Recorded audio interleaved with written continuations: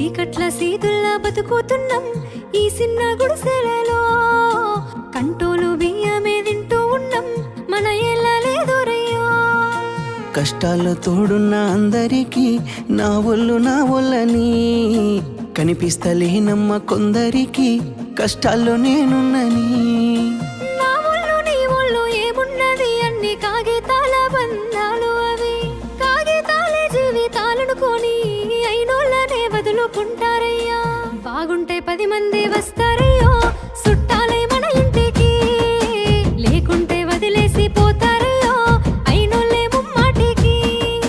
చూస్తున్న చుట్టంత కళ్ళతోని జరిగేది నాటకమే. నా ఒళ్ళు మా ఒళ్ళు అనిపించేది చేత చెల్లే